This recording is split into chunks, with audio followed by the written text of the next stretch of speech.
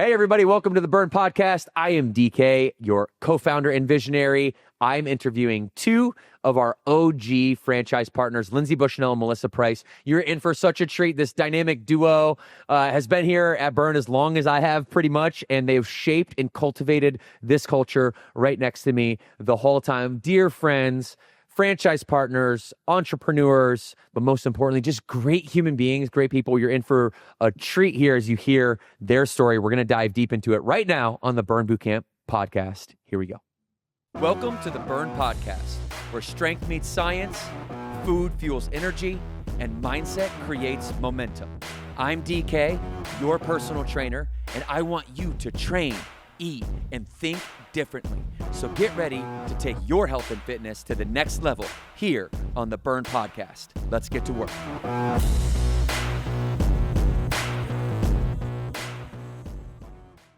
All right, everybody. Welcome, Melissa Price, Lindsay Bushnell. This is going to be really exciting. You guys are in for a treat here. I got two OG franchise partners, the homies that we all go way back. We have lots of stories. We have lots of success, lots of ups, lots of downs over the years. You're going to really enjoy getting to know Melissa Price and Lindsay Bushnell. And I have to call her Mel because I call her Mel, and she gets mad at me when I call her Melissa. She thinks she's in trouble or something, and she's not in trouble. Love you guys. Thank you guys for being here. Why don't we do this to get started? Why don't you guys just give, and I know your pathways to this table here today are intertwined, but also start differently. They start without each other, and then you end up kind of making that connection, and then we're here today. So I want you to, in your own words, Linz, why don't we start with you? Actually, Mel, why don't we start with you? Because you signed a franchise agreement before you even went into the gym, and I was like, who is this crazy lady? Called me, wanted to buy a gym. She's like, I don't even need to go into the gym, DK. I don't even need... I'm in. Tell me where to sign. I'm in. And I was like, this lady's awesome. Let's go. So why don't you start, and then Lindsay, you can tell your origin story, and we'll have a great conversation. You guys, like I said, you're in for a treat. And if you're interested in Burn Bootcamp ownership, then you have to keep an ear open for that, because we'll kind of weave in and out of the ups and the downs of business ownership and leadership and friendship and family and how it all works together. Because business is not easy, and you need to make sure that you're doing it with people that you love. So we have a bunch of stories, a bunch of ups, a bunch of downs. Anyways, Mel, take it away. Well, thanks for having us, Devin. My story started... Bring this a little bit closer to you. A little closer? Yep. Is that better? I can say, I can. Oh, yeah. Good. Now I'm not echoing so much. My journey started with Burn in 2015.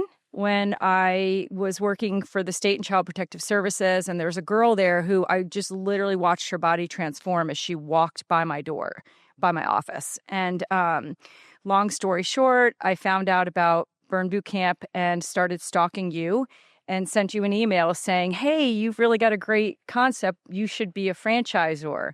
And you didn't respond to me. And like 2 weeks later... Because I'm like, what is that? Well, and I don't even know what that means. Yeah, it was like a few weeks later, the girl comes into my office. She's like, hey, there's this big sign hanging and they're franchising. And then I sent you another email and I said, I want to be a franchisee. Can we meet? And I remember you calling me with this hesitation. Like, who is this lady? I was like, are you sure? And sure you want to do this? And I came and met you here. It was the first time I ever walked into the gym. And you said, oh, I've got to go print the FDD. I'll never forget that, because it was just such a new brand that you had to print the FDD for me to review. And, our conversation was, I said, I'm going to, hire a head trainer and keep my job because I have two little kids. And as I was speaking, I don't know if you remember this, but you shook your head no. And I started sweating, and you were like, you're going to quit your job in 6 weeks and you're going to be your own head trainer. And I was 25 pounds overweight. And the thought of that was so scary. And I think I may have started tearing up. And I was like, no, that's not going to happen. As I'm talking, you're ignoring me. And you wrote, do you remember this? Yes, I remember. You wrote on a piece of paper. You wrote on a piece of paper and slid it across the table. And it was like, NASM, order this book on Amazon, quit your job in 6 weeks. You're going through your transformation with me, and you're going to be your lead trainer. I don't think I even answered you. I just left the gym, and I already was doing this very with a lot of faith, taking this leap to come into this brand.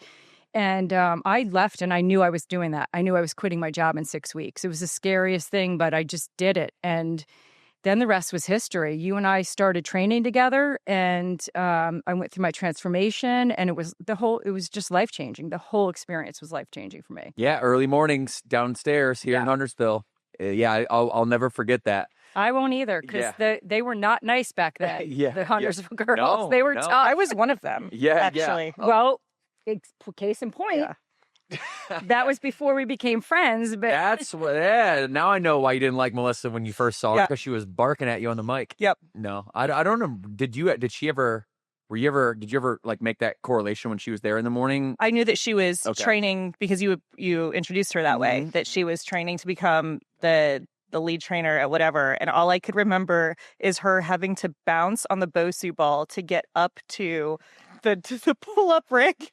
And she was trying, but she couldn't do it. what? You never heard this. Yes, you couldn't get up to you had to show and demo a pull-up, and you couldn't lean off the Bosu you ball? couldn't get it up there, so you just like jumped it. Boing, boing.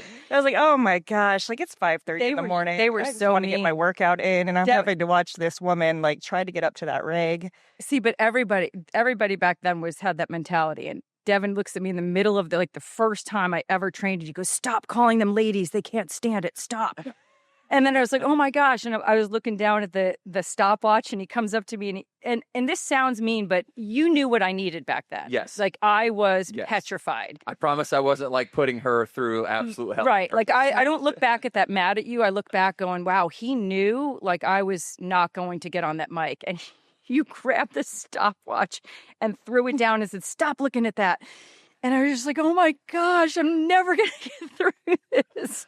But it made me stronger, and it made me more confident, quicker than I ever would have if you didn't do those things. Throw me on the mic at 5 a.m. with no warning on my 4th day ever in the gym. Well, and you probably do that a lot of times now, just subconsciously having that experience in somebody. Really what it was is my unwavering belief in you, and I needed to break a couple of your patterns of you thinking that you weren't worthy to get out there and actually do it. So by taking the, stopwatch and throw it on the ground, or, putting you in positions where it's like, I was really uncomfortable, it starts to break that mindset. Yeah, of yes. like, that I can see that now. I look back and I see that as that was true growth quickly for me. Mm-hmm. And I think you knew I needed that. It's a classic Burn story. It's one of my favorite. I do remember it like it was yesterday. And the time when you called me and you said, "I'm going to buy a franchise," and I was in a gas station parking lot across the street talking to you, and I'm like, I remember thinking in my head, like, she hasn't even really come here yet. She can't actually be serious about. No, she's not serious. She doesn't actually want to join me as a franchise. She hasn't even come here yet. And you did, and we did, and you became a trainer. It's game over. Lindsay, when you had this experience at Burn Boot Camp Huntersville that broke your patterns too. I remember if I'm facing camp and I'm front and center on the logo, your back left corner was your little domicile in the morning. My safe spot. Your safe spot. Hiding. Tell me why. I mean, I came in and I was, I think, just 6 weeks postpartum. Am I good with the mic? Do I need to move? Yeah, you're good. Okay. Go. All right. Sounds good. And- Short and we good? We sound good? All right. And I hadn't really done, I was terrified of group exercise. I totally have social anxiety. So being in a group setting, and I'm already out of shape, and I played sports, but it'd been 10 years. And I'd come in and I died. And I just remember the worst was Hillary, the hill. And it was the finisher. And we'd be like, all right, go run 3 hill sprints and come back inside. And so I was on my second and people were already back inside. And a voice in my head was like, well, just go inside, Lindsay. You don't need to keep doing it. But I'm like, no, he said to do 3. I need to do 3. And so by the time I finished my 3rd and I'm like trudging inside, people are already in their cars leaving. They're like, oh my gosh. But it was so supportive. And that's what made me realize like something clicked for me in that moment of just, I got so much stronger in probably just 8 weeks that it more mentally strong more than anything. That's where I was just like, why am I going to go back to work in corporate America where I am not impacting change at all when I could do something that teaches other women and men that they have this strength inside them. They just have to find it and unlock it. And so that was when we started going down that path. Yeah, for sure. I think there's a signing photo of Lynn. Oh, you know what? Actually, let me see that first. Let me see the one of us outside on the FAC. This is perfect. We were just talking about this. So, guys, one thing that is important for you to know, if you don't know, is that Burn Bootcamp has the Franchise Advisory Council, and it's made up of franchise partners who are the voice of the system. And Melissa and Lindsay have both served on the Franchise Advisory Council. This photo that you see right here is outside of this building. And this was a really, really special time for us. And we're going to go back here in a moment. Show the video of what their team posted on Saturday night. So, okay, let me set context. What I'm trying to do here is set context for the audience, and I'm going to give it back before to you guys. You unlock the chaos. Yes, exactly. Yeah, so I want to talk about for like that FAC moment, kind of like to where you're at now and how the evolution of your organization and everything. But this is where we are at now, and this is a funny video, but also such an endearing video. Their team posted this on Saturday night. They have no idea who posted it.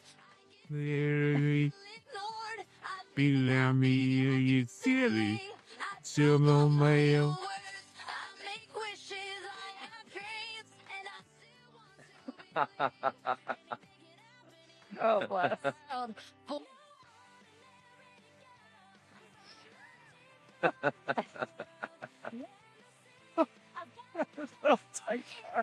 Okay, so the caption is our emergency contacts for our gym as our franchise partners. And, so from that time at the FAC to, Saturday night, kind of most recently when you see this, there's so many things that happen in between. Take me down that road a little bit. Lindsay, we'll start with you. Just take me down that road. Maybe start at FAC. Let's start at the FAC. Let's start at the FAC where you guys were arch sounds so bad. Okay. So we would start at whatever time in the morning, and I'd be sitting there, and you saw the group of people. There was like 6 of us, something like that. And Mel would just come, sauntering in. Because that's what she does. She's a saunterer. Wait a minute. Mm-hmm. Has that not changed? I learned from the best. You are now the saunterer. And can I ask, what is this? I'm asking for Burn Nation. What's sauntering? What is a saunterer? I will tell this. Okay, sauntering is when we show up at gyms now and Mel's carrying boxes and Lindsay is behind me with her. What are the glasses you call them? Yeah, what do you call them? The aviators? No, but you call them like the leave me alone glasses. Oh, yeah. I think it's probably an inappropriate term to use, and so just call them that. And she's sauntering behind me with nothing in her hands. That's sauntering. So okay. That's like using your leverage. Yes, to not do stuff. If she gets it all out of the car, then okay. I think she's got it. I think I'm somewhat clear. Do you see how she just deflected? Uh-huh. She just deflected, and she would come in and bring a coffee for one of her friends, but it was late, and she would only bring one coffee. She wouldn't bring it she wouldn't ask the group. So it just from the beginning, and then I would see her make eye contact with me. And she could just not stand me. I could see it written all over her face. And that was kind of our relationship. We just really couldn't stand each other. I thought she had RBF, and she thought that I was annoying. I don't know if it was annoying, but I thought you had an aura about you. I thought you had an aura about you.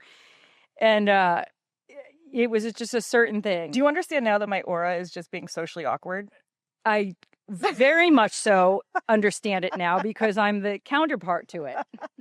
And so at this Mel, go in first. So at this time you have two, like, you're not business partners yet. You're not even friends yet. No. You're peering at each other like, who is this lady? And we'd go to summits and see each other at Summit, and we would win pretty much like the same awards, and just like so like they were like a head nod. It wasn't even like really a hello. It'd be like a head It nod. wasn't even a hello. No hug. Nothing. It was that was the first year, I think. Yeah. That we were like that. Okay. And then we went, remember the Shackley I do leadership team? Mhm. And we were on that as well. Yep. And we went out to San Francisco. Yep. And it was just... Wait. Go. Can I preface this? Yes, go. It was C13 is our that was the gate we were meeting at the airport. I'll never forget it. Okay. And I'm walking down to the gate, and this is the aura I'm talking about. I was like, she's going to be there in her little heels and her little tight jeans and a little t-shirt, and her hair is going to be done. And I just want to get on this. Oh my God, I just almost cursed. I'll be careful. I just want to get on this plane and I want to go, right? I'm dreading that I'm stuck at a conference with her that we won. And we get down there, and long story short, we go to the conference and we try to find a place to eat. And this Uber driver drops us off in the middle of a Home Depot. We've got our little bags with us, and we're standing on this little island. We don't know why he dropped us off at Home Depot. And her business partner at the time was there. And I was just like, I just need to go into a restaurant and just like relax, have a drink, have something to eat. And she looks at me, she's like, yeah, so do I. And I was like, oh, that was like the first, like, we actually had do you remember this? Yes. It was a little moment on an island in a Home Depot in California. And then so we went and we had a drink, and then we were trying to figure out what to do next. And Lulu came up for both of us. And I was like, oh, I want to go to Lulu. Yes. And so then we've been besties ever since. That was it. And so like you were out in California, like you're plotting on like what you're going to do back in North Carolina. Like we're going to go do the Lulu partners. Like no, we went to Lulu right after. Oh, like to go shopping, like in the moment. Correct. Oh, yes. nice. Yes. Oh, yeah. And then clearly then that was the bond. That was the moment. Yeah. Wine and Lulu. Okay. Yep. Yeah. Well, not much has changed. Correct. So here we are. So you, Lindsay, you have a gym. Mel, you have a gym at the time. And now let's like give me like the brief on how the heck you go from strangers essentially coming to the FAC, being in California together in Home Depot in the middle of nowhere, which is weird, and then okay, I get that, right? Okay, but then how do you go from like having two separate gyms, sitting down, going shopping at Lulu, to today where you guys have married your organizations together and grown it so extensively? What happened? Give me the brief. So from then to now, I'll start off on this one. COVID happened, and we both had our two gyms, and even so, ever since that moment in the Home Depot in San Francisco, we always would bounce ideas off of each other. What's working well for you? What's working well for you? We're constantly in contact, and we were always on the same page with everything. And we'd give advice to each other, and we just always saw eye to eye. And then fast forward, and the pandemic and I felt personally like I was just absolutely tanking, and I slipped into a semi-depression, deep anxiety. And I think at one point, Mel called me one morning, and it was just like straight from God in total angel.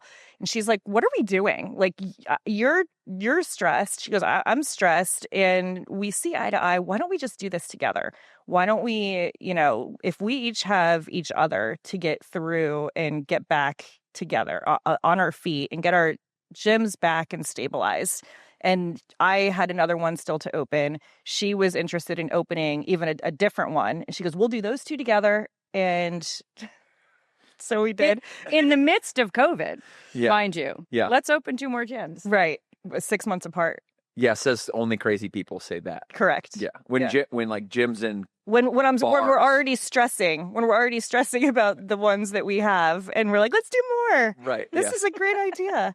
And that was kind of what it was. That's where we were just like, yeah, that sounds great. Let's just do that. What made you like trust each other? Because that's a good question, right? What made you trust each other enough to go all in? There's so many people listening to this right now that like are thinking about starting a business, or B, have gotten into a partnership that, a lot of partnerships don't end up working out when you get two people from different walks of life, bringing them together, and now they're like married up in this business thing. You guys have nailed this partnership. And I've seen it go really well before in your case, and I've seen it not so well before. What do you think it was? Why do you think that this relationship worked, and what was the reason you were able to trust each other then and now? I think Lindsay, when she was prefacing how this came about, it was what she said was exactly what made that decision. It was probably 4 or 5 years of us bouncing things off of each other for our own gyms. So I would call her, ask her something about my gym. She would call me, ask her something about her gyms. And we would always, every single time, come to the same agreement or same answer, right? So there was never something that she said about a decision she wanted to make with her gyms where I was like, no, that I would never do that, or vice versa. We always were aligned with our thinking. So we went into it knowing, hey, we've got years of having the same business mentality, not only the same business mentality, but the same mentality towards people and how we want to treat people and how we care for our gyms was aligned for years. Mm-hmm. So I think that trust was already there. It was already built. Yeah, that makes a lot of sense. You were already talking to each other about business partner type everything stuff. Yeah, for not 8 years, I guess like 5. It was at least, I think it was 5 years. Yeah. So okay. So you had some time to figure each other out. And also maybe you could speak to this a little bit. When times get tough, like the macro environment, obviously during the pandemic where gyms and bars were public enemy number one, like the least healthy thing you can do, and then the most healthy thing you can do, which was really weird and awkward. But those pessimistic times bring forth one of two, like it either amplifies like a pessimistic mindset, or it amplifies an optimistic mindset, and there's nothing in between during those really bad times. You're like, this is terrible and we're gonna suffer forever, or this is the best time that's ever been gifted to us because we get to change the game and this is the moment for us, right? Mm-hmm. What was your, obviously I know your mindset together was more of the latter, but when you made the decision to get together and build the business, what extra elements or layers on the friendship did the business cause that you didn't have during those 5 years as like friends? When you're bantering back and forth and you're able to ping stuff off of each other, you take that next level to where now everything is connected. You're financially connected. The results are connected, the challenges, everything. Was there extra stress or unforeseen circumstances that layered on top once you made the decision to bring everything together? I would say absolutely not. I don't think nothing changed. We just brought our chaos into our gym family, and hopefully they love us for it. But I think the bigger thing that I would say is, you're right. When you go through hard times, you have two different views, and usually you're on a roller coaster, and one day's you're leading the charge, and the next day you're just like, I don't want to do any of this anymore, right? So I think the thing that we got out of, and I think this is really what changed our relationship and dynamic, is we took away, how can we better ourselves, period. And we can't better anything else around us, because we learned you can't control what's happening out in the world, but we can control how we are responding to it. And so at this point, all we can do is make sure that we're growing as individuals and humans. And we were both on that same page. And we both took a couple years to really dive into our own development and healing. And I think by doing that, we strengthened ourselves. And that was the biggest thing that really helped us get through into where we're at. And now we both know to own your crap, right? You own it. And so I think that is the only thing that's different in our relationship, is we hold each other to it. And so I know what hers is and she knows what mine is, and we call each other out on it. But I think we not only call each other out on it, but we also know when the other one's not at their full potential, because something else is weighing them down, it's not even a discussion. The other one just kicks in and, takes more responsibility because it kind of flip-flops, and we just know what's going on with each other's lives, so we know when to step in and kind of pick up the slack, per se.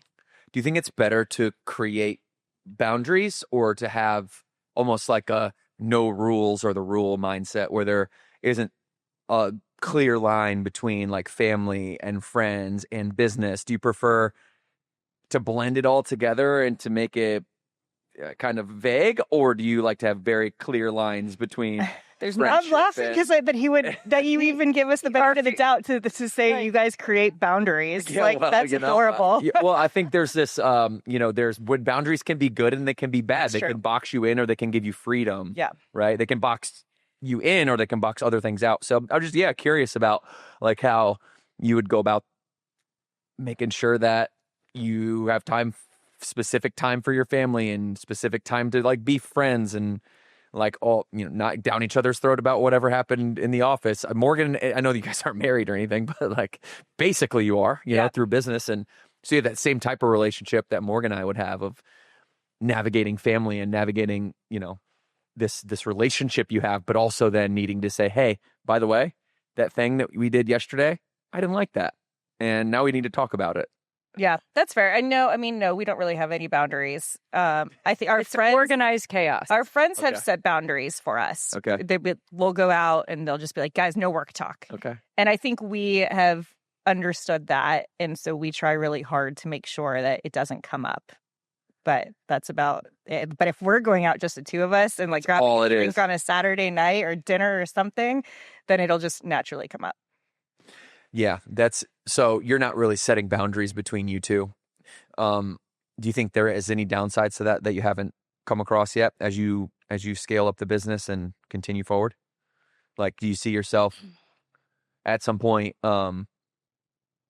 needing to restrict the amount of time that you are spending on something in the business because you have a team, or because do you ever find yourself like overstepping like other people's boundaries? That might be a good question, because you said other people are setting boundaries for you, but you don't really have any between friends and family relationship. Do you find yourself ever stepping over those boundaries? For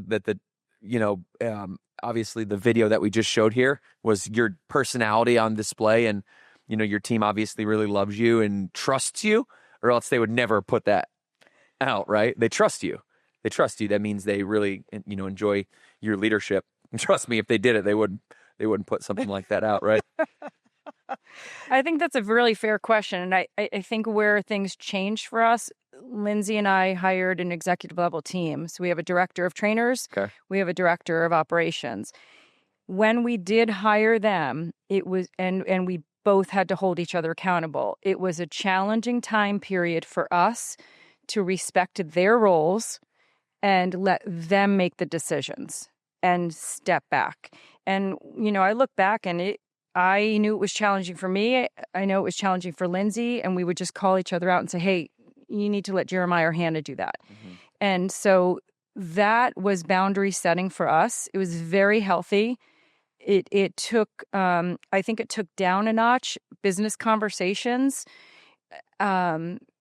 where they're really focused in L10s with our team, and we're keeping things in one place. Now, she and I still have a lot of business conversations, but the important stuff is happening in those meetings, and we're letting our team do their job without interfering. And, sometimes we step over that boundary still, and we just have to remind ourselves, hey, we hired them for a reason. They're fully capable of doing what we need them to do. And, we have a solid team in all of our gyms for the first time in a very long time. Like, I feel like we are really good teams. And I think, that comes from everybody respecting their roles and working well together. You guys have been such a fundamental part of the evolution of Burn, being here basically since the beginning, about as long as I have, really.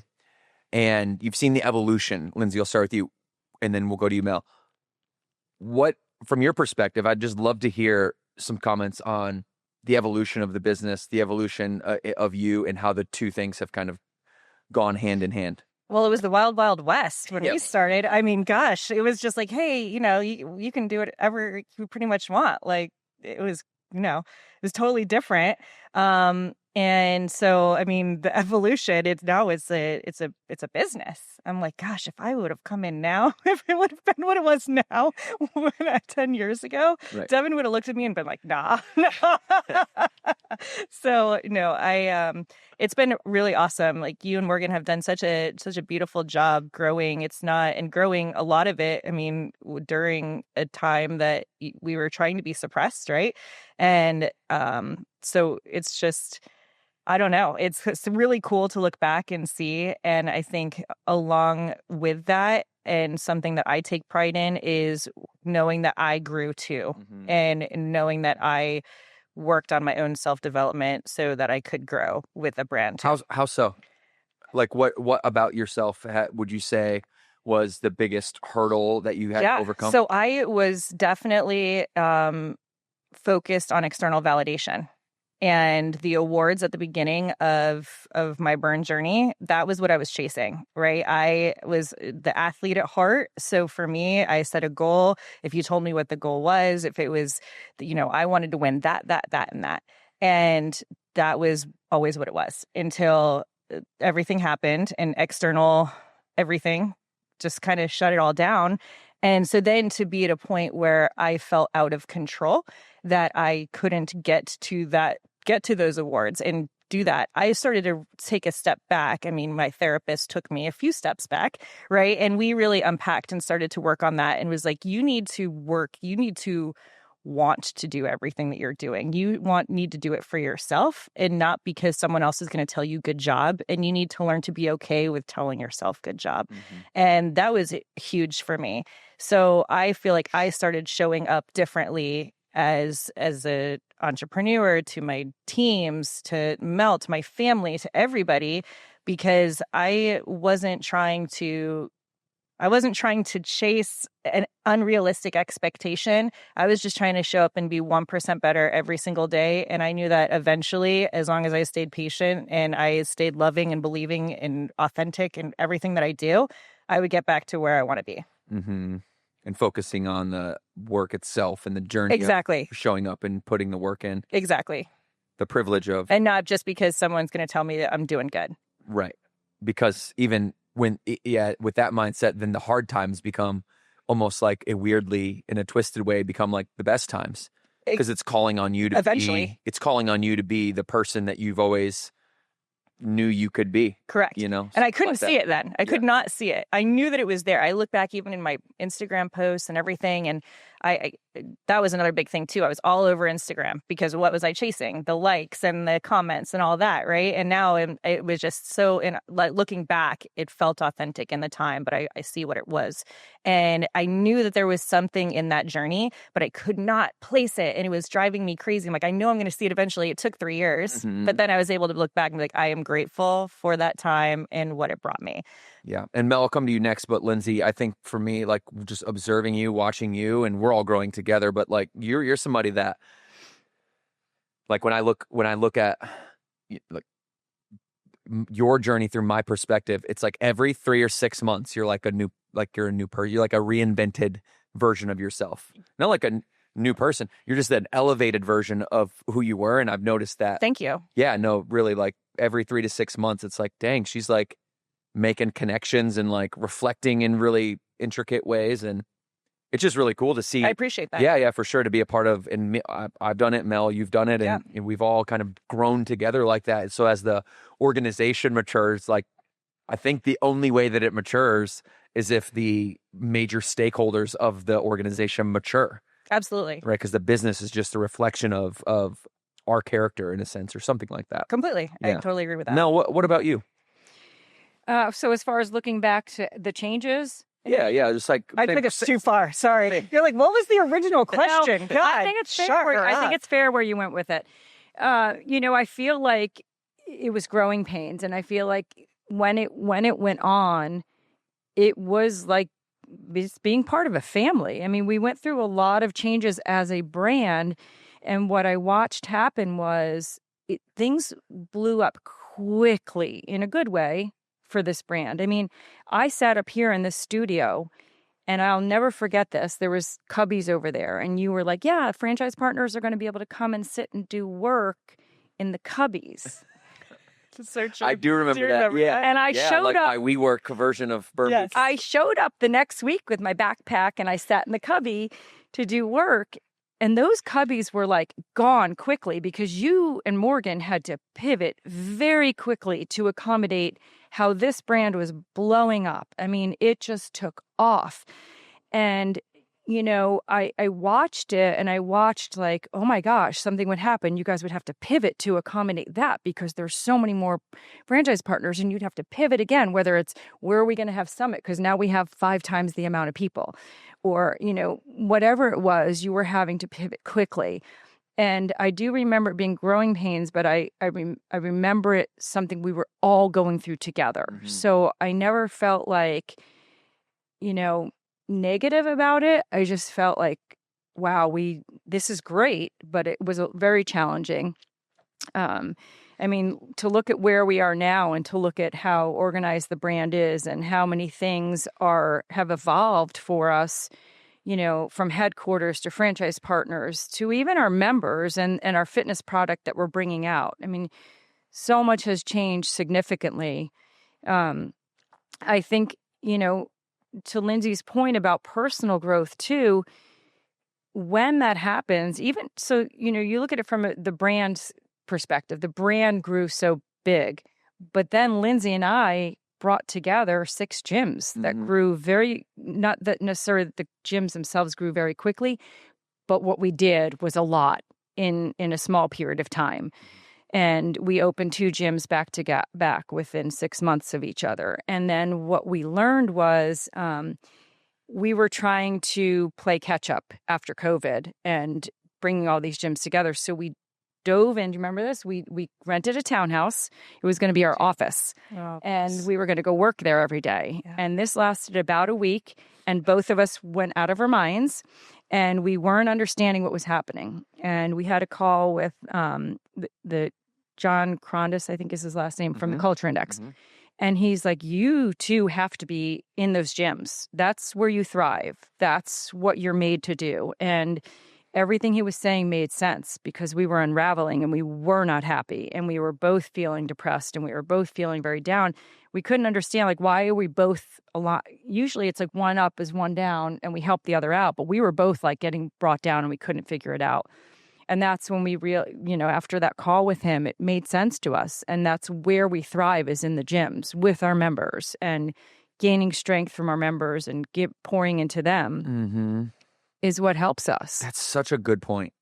So many business owners think that they need to keep like people will say like, get out of the weeds. I need to get out of the weeds. I need to get out of the weeds. And I don't like that idea because sometimes like the weeds automatically have a negative connotation, which just means like you're inside of your business, you know what's going on, you know the systems as good as anybody, that type of thing. I had a couple of FPs, I won't mention their names, it's not you guys, but similar story, where like they were a multi-unit owner and loved being on the mic, but like took the mic away from themselves because they thought it wasn't what they were supposed to be doing based on what society's version of like entrepreneurs, or like Instagram's version of like, get out of the weeds, or, we say, even sometimes we'll say like, let go of the vine. And that at Burn Bootcamp, that means, hey, you're trying to control too much, like let other people do the job that you hired them for. But yeah, that's such my big brother, he has 2 gyms. And Portage and Grand Rapids, Michigan, one of the first things, as this was a long time ago, but one of the first things he asked me was like, hey, when do I get out of the weeds? And I'm like, I'm not sure if that's a good question to ask. I'm not sure if like you saying, when should I step out of the place that I feel most passionate and comfortable about? I'm not sure that's such a Well, that's also like question. saying, when do I stop growing? Yes. Like you're in the weeds because you're constantly seeking more. We could get out of the weeds. We can let our teams do everything and we could just go do whatever we want. But that's not why we're here. Right. That's not why we came to this brand, because when you come to this brand, you're pouring yourself into it because you have a mission. And Lindsay and I both very strongly believe in our mission and our brand's mission and pouring into our members, And I think one thing that both of us have worked on a lot is just being present, and I love watching this because we don't talk about it, but it happens just kind of organically. Like I don't, whoever follows us on social media, our social media personally has changed drastically in this past year, because instead of doing this and this at every event or every gathering, the phone is down and we're doing this and we're present in the moment. And we take that into the gyms. When our team needs to speak to us, we're more present. And so I think, that to us has been monumental in our growth. I think another thing too is that what you said, and I have such beef with society in general, like the voice of society just really ticks me off and I just can't stand it. And so I go against all of it because it's just, who's society and what do they get to say? But you're right? Society says this is what a business owner looks like, and you're crunching numbers and you're sitting on a laptop. And I say no, because there's no rule on what a business owner looks like. And I think that's one thing we really learned. If we're going to be here doing this, why do you love it? And go do that.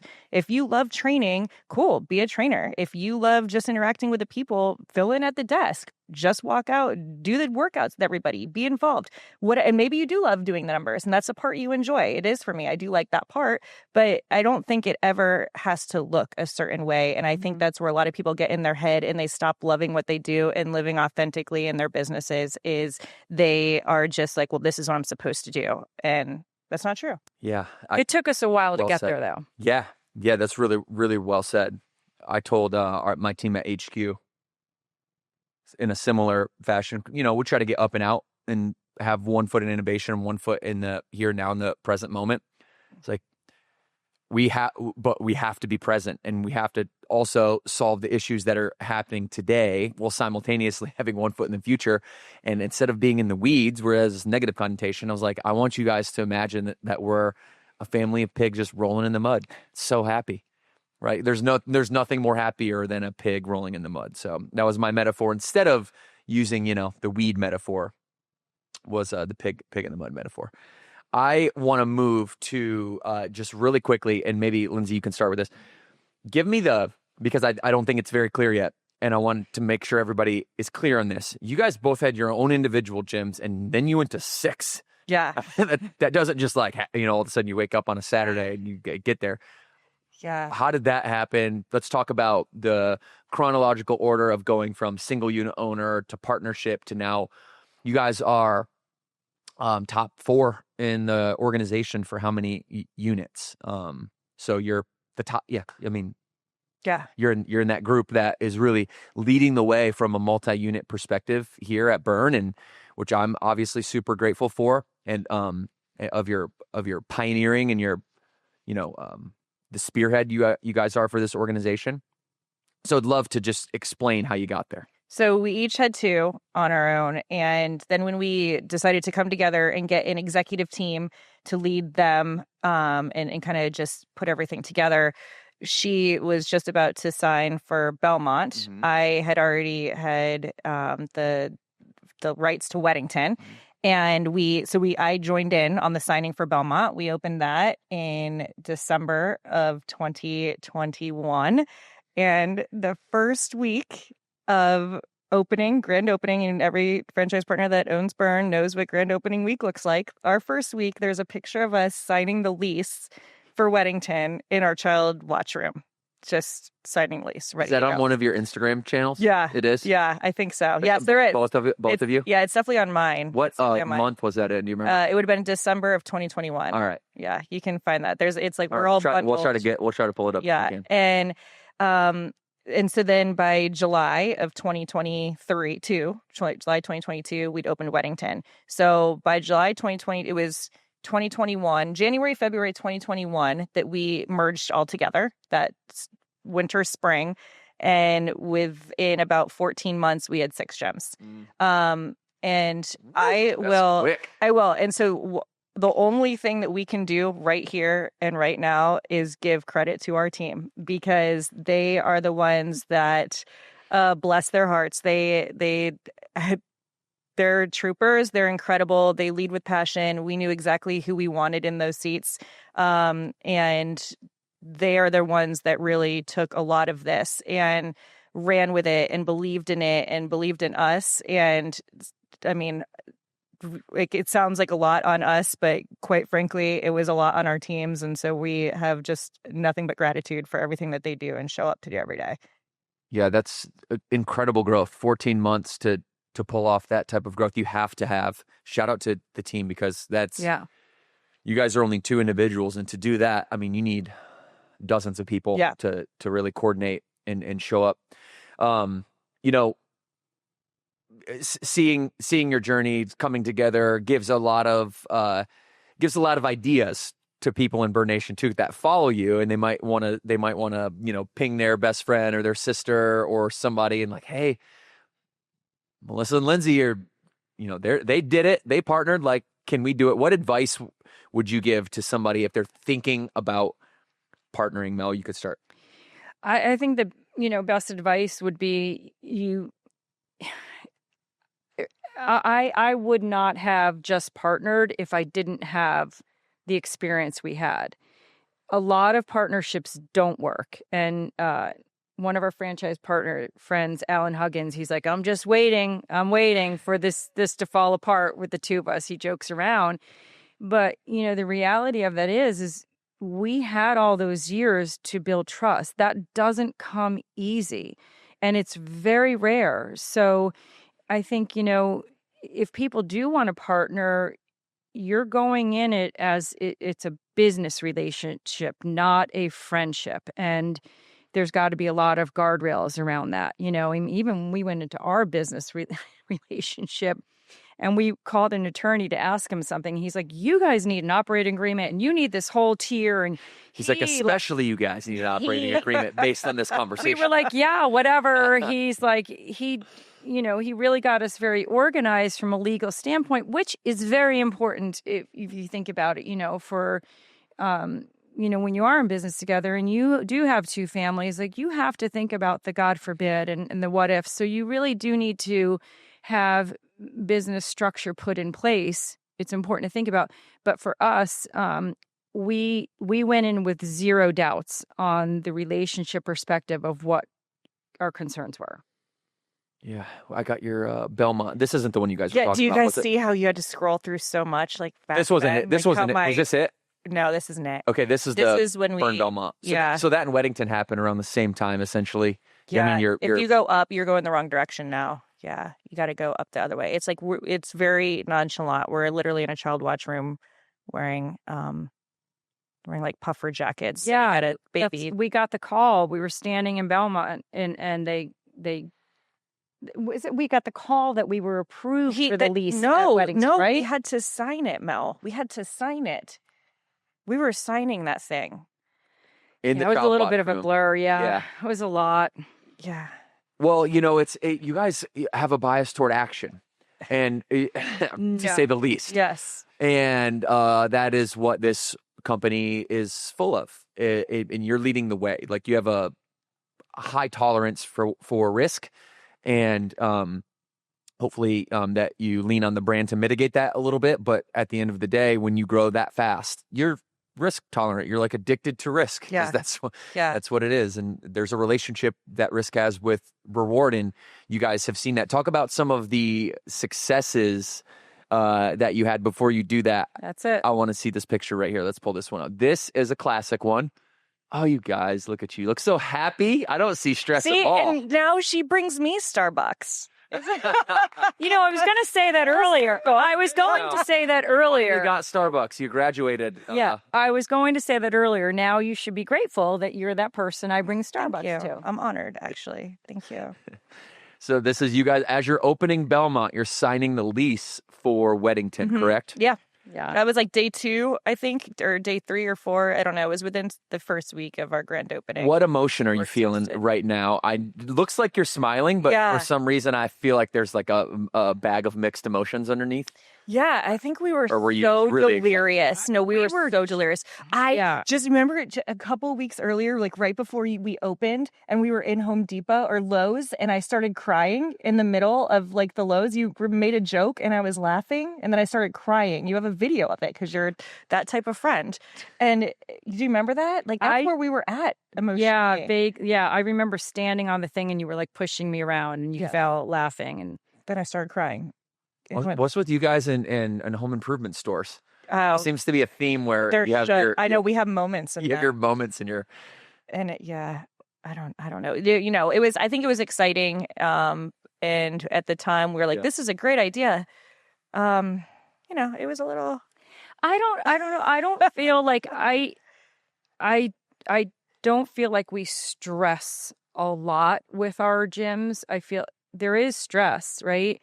But I also feel like, you know, like I said originally, when I came into this brand, I couldn't pay my mortgage. I was $65,000 in debt to my parents, and I quit my job.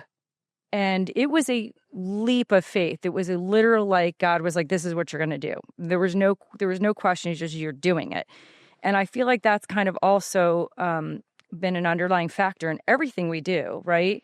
Because we've gotten to the perspective and the mindset of, if X doesn't happen, that's because he doesn't want it to for us. And the next door will open.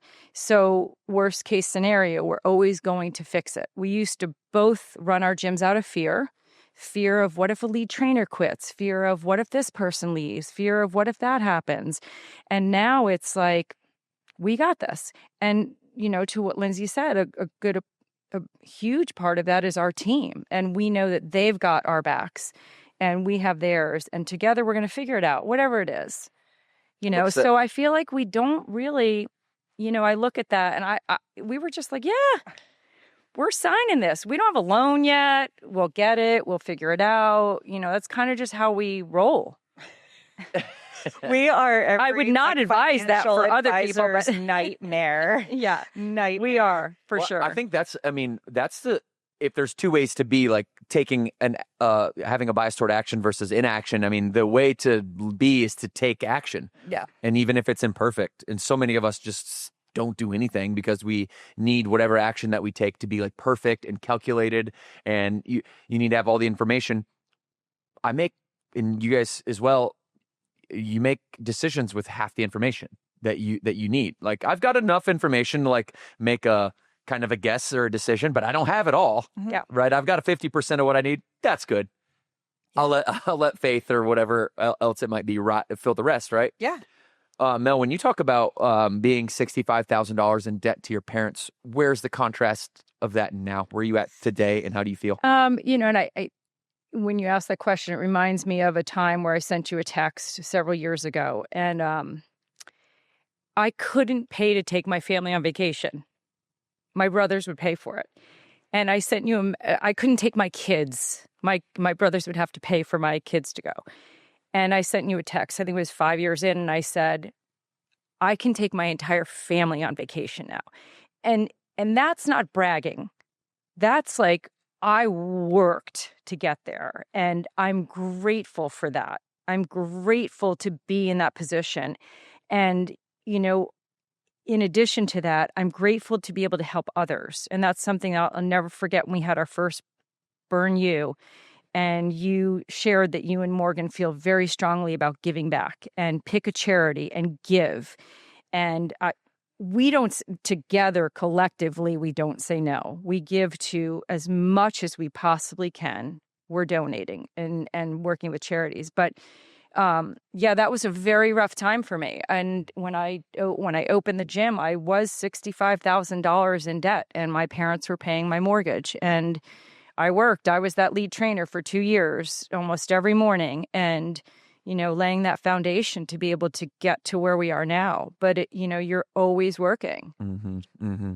And Lindsay, you had a promising career and you pivoted. Yeah, and I think that is kind of what you said earlier, right? Like if someone's looking to do this and we have the mindset of being risk adverse or whatever, right? But I mean, yeah, we make the decision and we figure it out later. And again, our accountant doesn't love that, but I think also we're not two people that are sitting on where this is just a fun thing for us. It's not a hobby, and if it fails, it fails, and if it doesn't, like this is our livelihood for both of our families.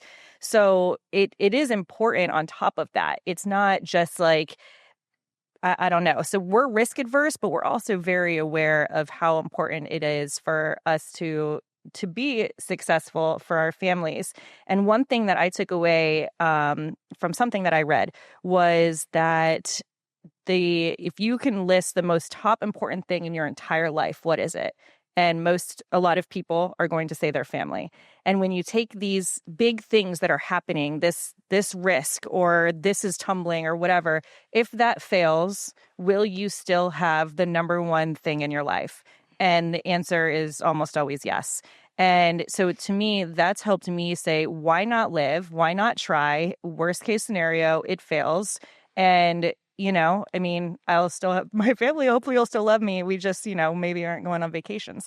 But yeah, so I left corporate America and didn't look back. I was going to take a 2-year. That was my goal, is to stay in it for 2 years. And I stood in it for, I think, 4 months before getting rid of the blazer and the collared shirts. And gosh, we're showing everyone right now. If you guys are watching this, you're going to see Lindsay's blazer she's talking about. Yeah. And now I get to wear just athletic gear all day, every day. Probably a total disappointment to my mom, who raised me to dress so well. But, it's good. What is the mindset, if we want to bring that photo back up, what is the mindset of the woman on the left versus the woman on the right? I mean, you can see the difference just in the pictures, right? Like who I was, it was very rigid. I didn't know who I was. I had no idea.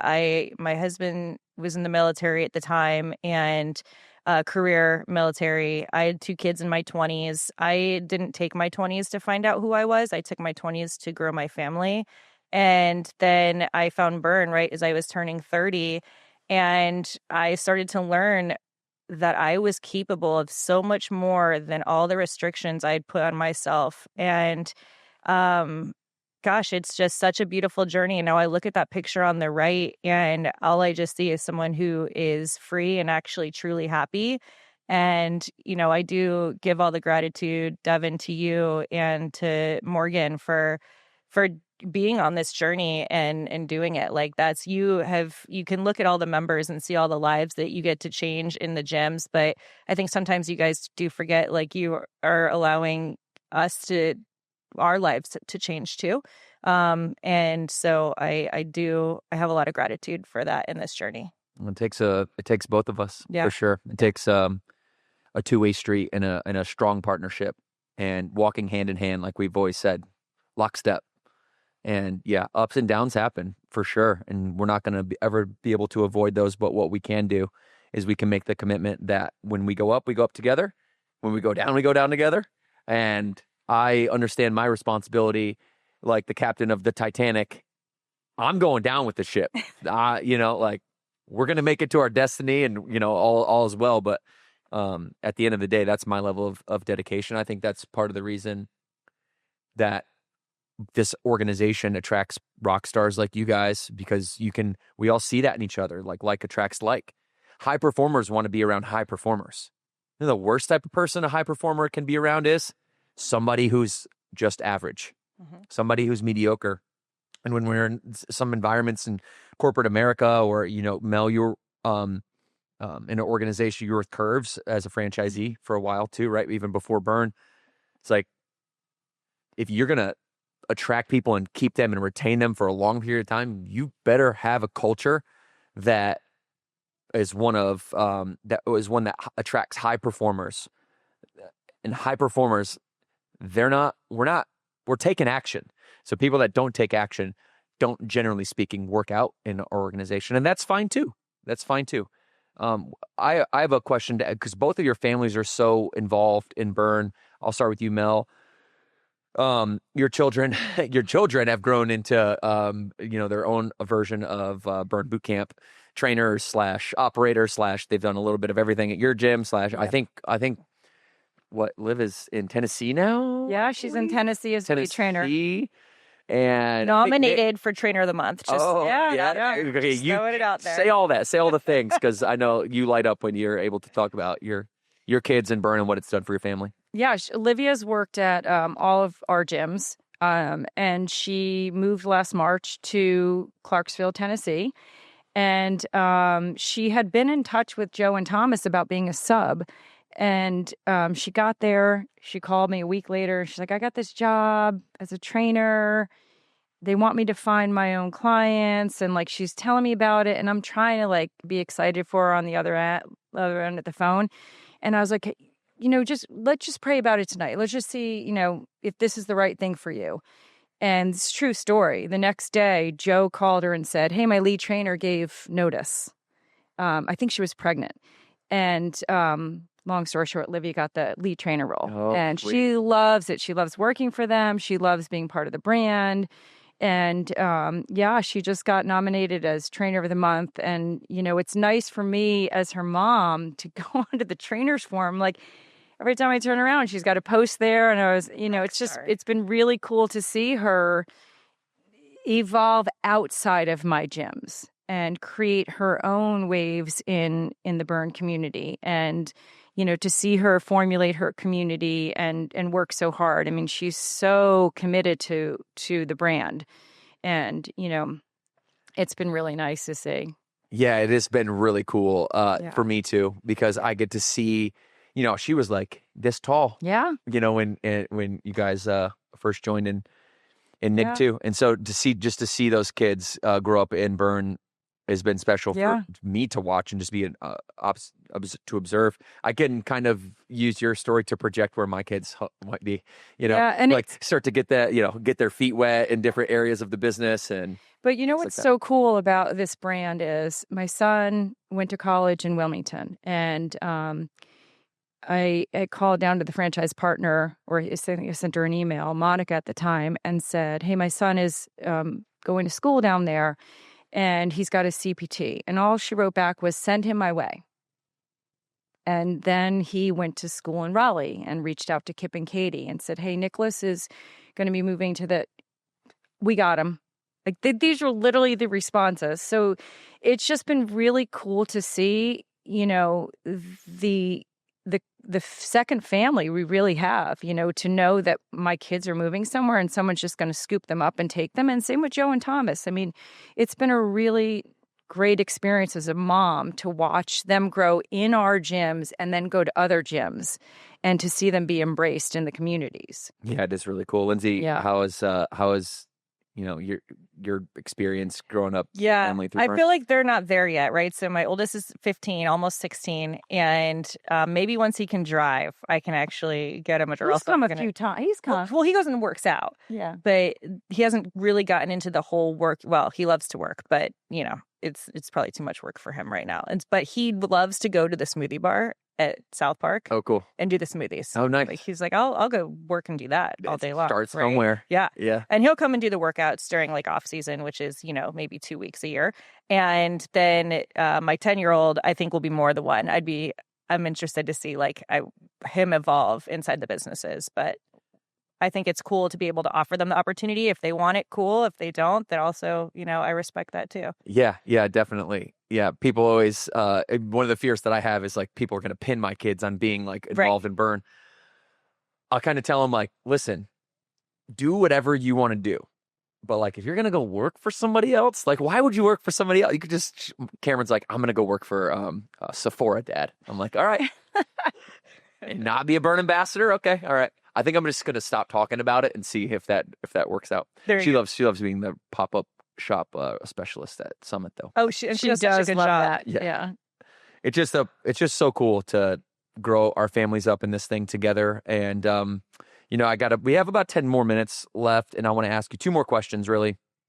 As you look down the road, and you're here now. I know it's end of year 2025. We're in planning season for 2026. Are you guys getting further out when you plan than that at this point in the game? Like, do you think about 2027 at all, or is it pretty much out to 2026? And what are your growth plans? And, where does your organization go from here?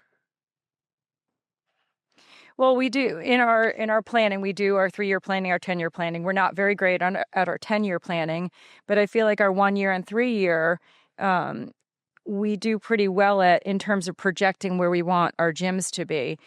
But one thing that we talk about a lot lately is we have projections for the business, right? You always have to have business growth. You always have to be able to pay the bills. But we as a team are really talking about, making sure that our focus is on our members and, really dialed into our members and loving on our members. And that goes hand in hand, but you always still have to grow your business. So I think for us is probably more short term is where our goals are, is how do we balance those two things and make sure we're bringing it together. This type of business is so cyclical. You don't really, to project a year out, you have your projections, but you don't know what's going to come. Mm-hmm. So consistency of doing what we're doing right now, of continue to do like Blue Carpet Experience, our sales process, but keeping that member at the forefront of what we do, I think is our big focus. And 6 gyms now. How many members in total, roughly? 5 gyms now. Yeah, 5 gyms now. One of them I sold to a trainer. Yes, in North Charlotte. Yes, yep. Wendy was made to own a gym, yep. and that. Sharon, shout out to Wendy. Yes, Sharon. And Sharon as well. And that was nothing other than a time in my life where my kids are older, and we want to build a house, and wasn't anything. There wasn't any issues with the gym. It was also very God-driven for me that I felt that Wendy was to own that gym. Mm-hmm. So we have 5 now. They've done great with it as well. They've done phenomenal. Yeah, 5. Yeah, that's right. I'm sorry about that. And so how many at 5 gyms roughly? How many members roughly? 2,400. Okay, roughly. Does that ever register that you're responsible for the health and yes. really the happiness of like 2,500 families? Yes. Yeah, no, I don't think I realized it until 2020. And when you have to make big decisions, and you realize that people's lives are impacted, right? And I've carried that ever since. Of just like it's fantastic when you know that it's all we're here trying to impact for the greater good, but it does sometimes feel like pressure.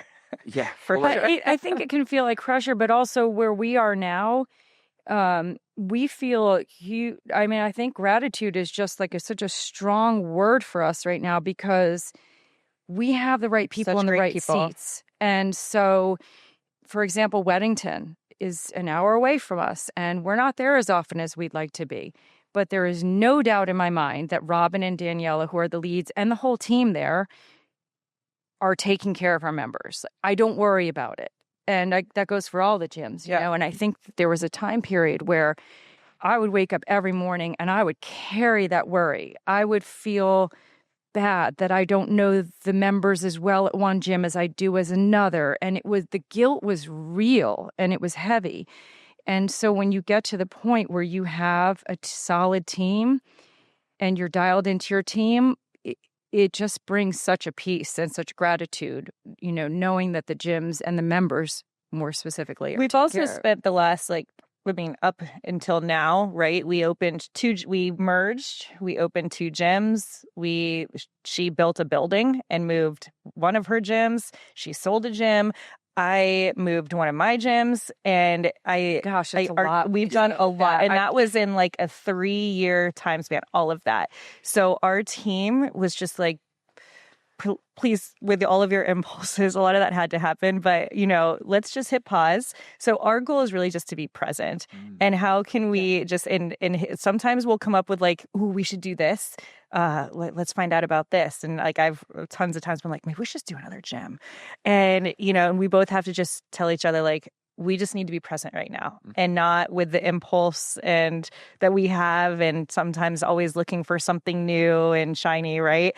And being like, all right, let's make sure everybody and everything is great here and first. Right. Yeah, the times to stabilize, times to then think completely. what's next. Which that's growth in itself. Yeah. Yes. Yeah. Yeah. Yeah. The pendulum swings back and forth. Self-awareness. Well, I think it's interesting because what you're saying is exactly the cycle an entrepreneur should go through. You should feel like I'm walking into the office one day and, things are pretty difficult. And then I make a few decisions. And then 6 months later, I walk into the office and it should be much easier. Yeah. If you're, making the right decisions. And when things are hard, there's lots to do and there's pressures and a long to-do list. But then sometimes things can get easy.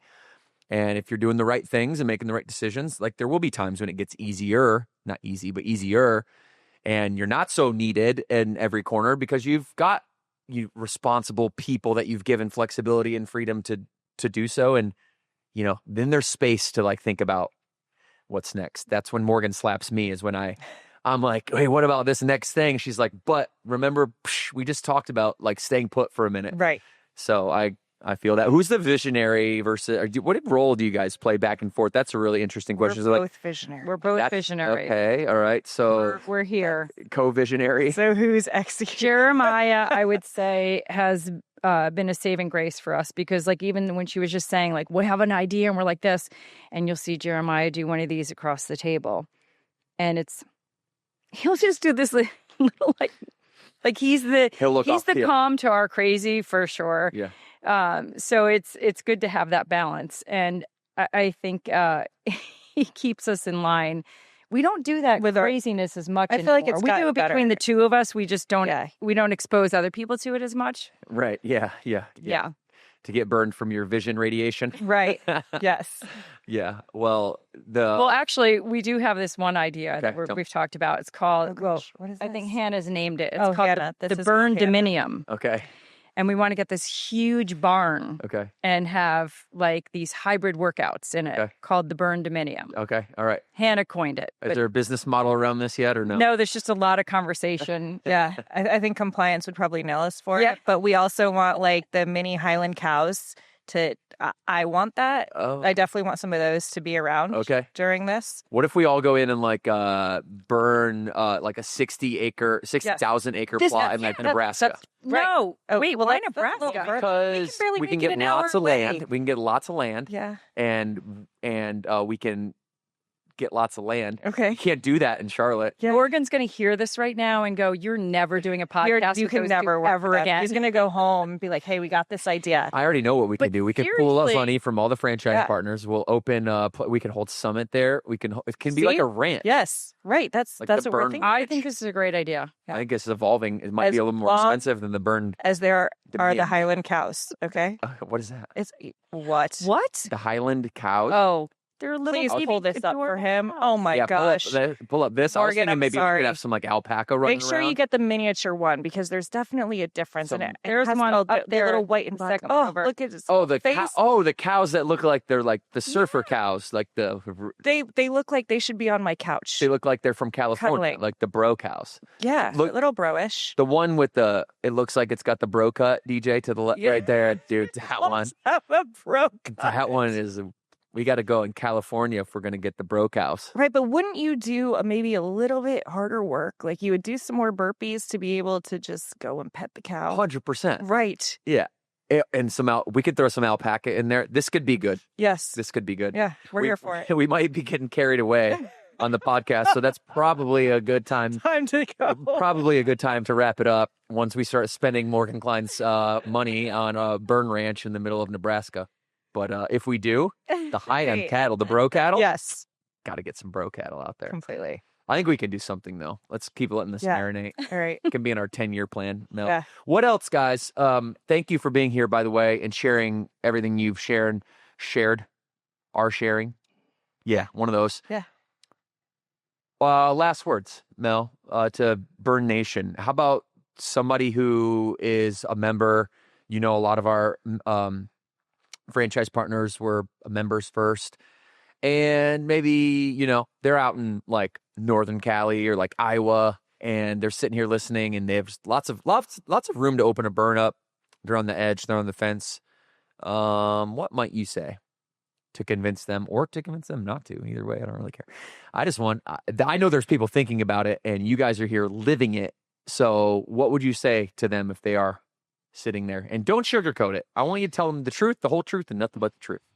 Oh, boy. I think what I would say is, and I say this when we're training people in our team, you cannot train someone to have passion, right? You can train them to be more energetic on the mic.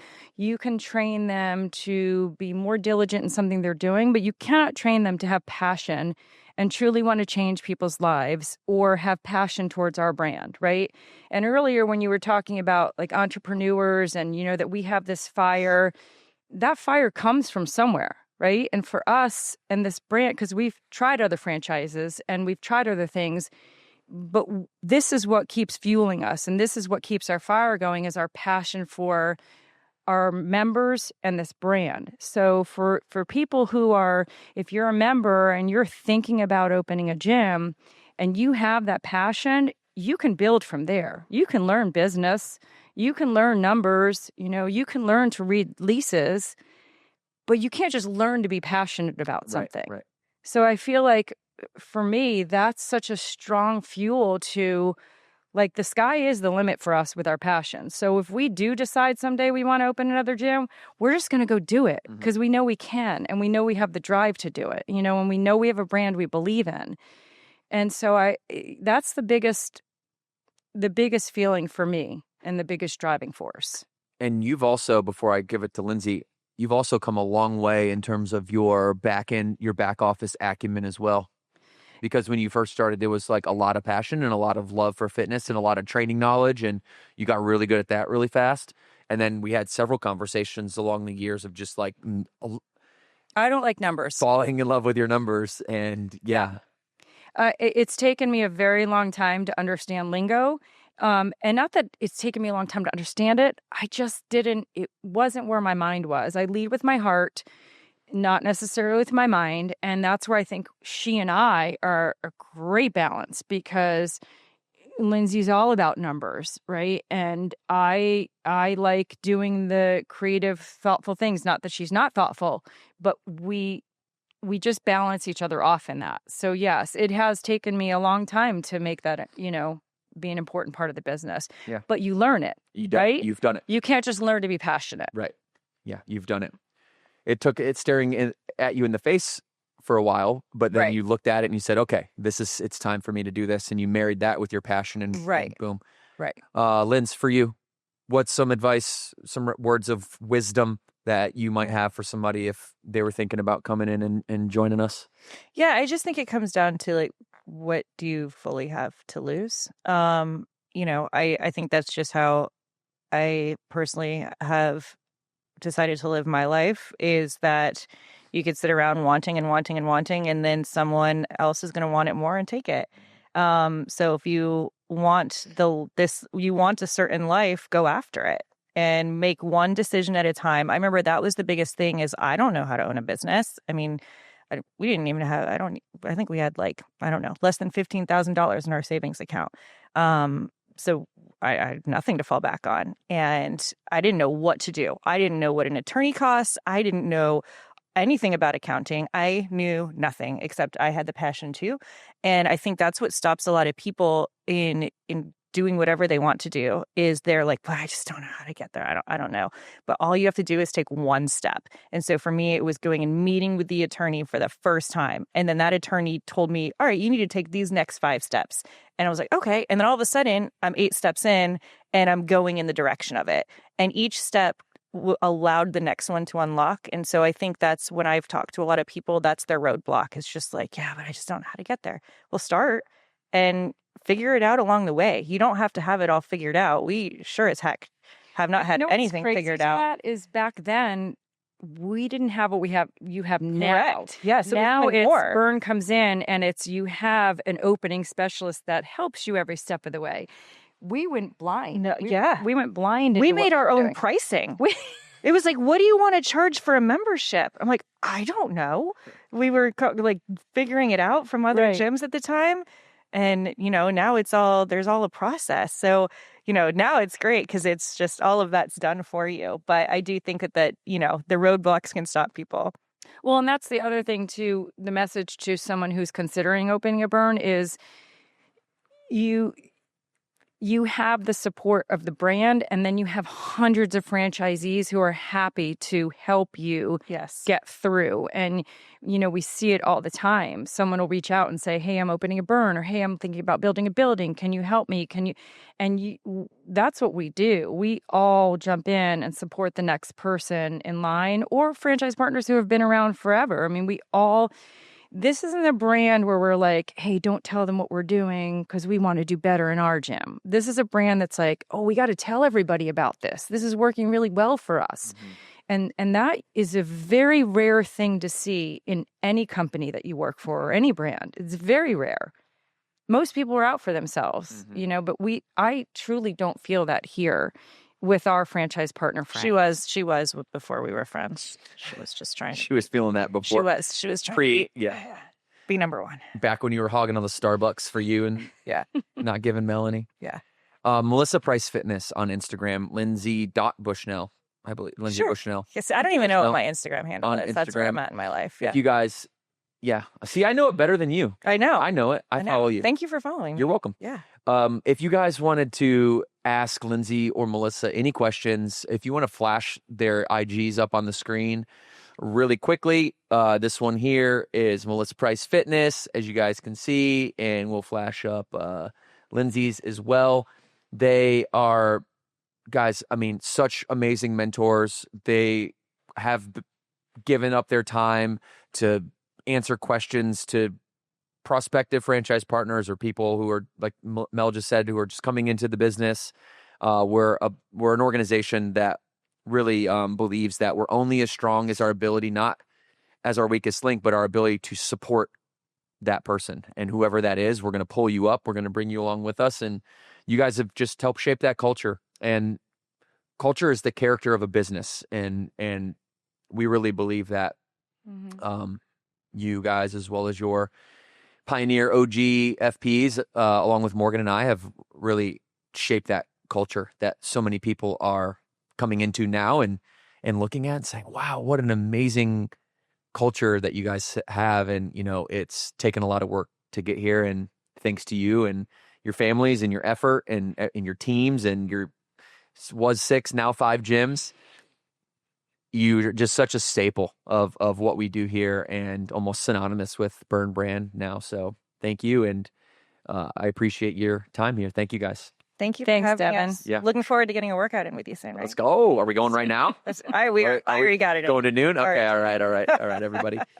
All right. Well, we appreciate you guys. Subscribe to YouTube. If you have been following the podcast for any amount of time, YouTube is where we are trying to build our audience. We just reached 100,000 subscribers, everybody. Woo, woo, woo, woo. That's not our main channel. Our podcast channel is a brand new channel. So if you're a subscriber to the main channel and you love us and you just want to help, you want to be a part of the community, the best thing that you can do, actually the only thing that you can do, is go subscribe to the podcast and to help us grow. Because every time you click that subscribe button, YouTube is going to send this to more and more and more people. And we really appreciate you. Melissa, Lindsay, thank you for being here. We're going to finish this like we always do, everybody. 2 claps on 2. 1, 2. Yay. Take care. Woo.